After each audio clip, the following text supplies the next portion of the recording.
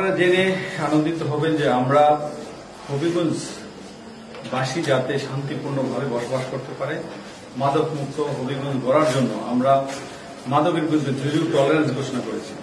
মাদক ব্যবসায়ী যেই হোক, তার নেপথ্যে যারাই থাকুক, তাদের কিন্তু আমরা পার্টনার করছি এবং তাদের আমাদের আইনের আওতায় আইন আনতেছি, প্লাস মাদক উদ্ধারে আমাদের ধারাবাহিক অভিযান চলছে এবং সেই ধারাবাহিক অভিযানের সাফল্য আজকের এই ফলাফল আপনারা দেখতে পাচ্ছেন। 50 কেজি গাঁজা উদ্ধার করেছি।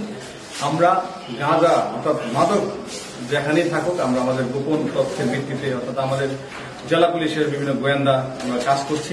সেই গোয়েন্দা তথ্যের ভিত্তিতে আমরা তেলিয়াপাড়া চা বাগান অর্থাৎ মাদকপুরে সেখানে গাঁজার একটা চালান যাচ্ছে, আমাদের ইনফরমেশন আসছিল।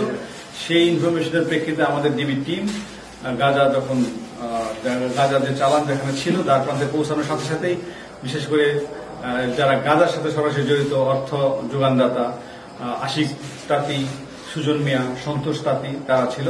তো তাদের আমাদের উপস্থিতি টের পেয়ে তারা পালিয়ে গেছে। তবে তাদেরকে ধরার জন্য আমাদের ধারাবাহিক অভিযান অব্যাহত আছে।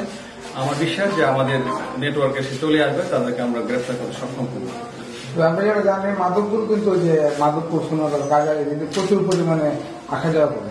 আসলে এ ধরনের আপনারা কোনো গোপন কোনো বৈঠক বা আসে না তাদেরকে ধরা ছোড়ার জন্য এরকম পদক্ষেপ নিচ্ছেন কিনা? আমরা পদক্ষেপ নেওয়ার ফলেই তো আজকে 50 কেজি গাঁজা অভিযান এবং আমাদের এই অভিযান চলবে।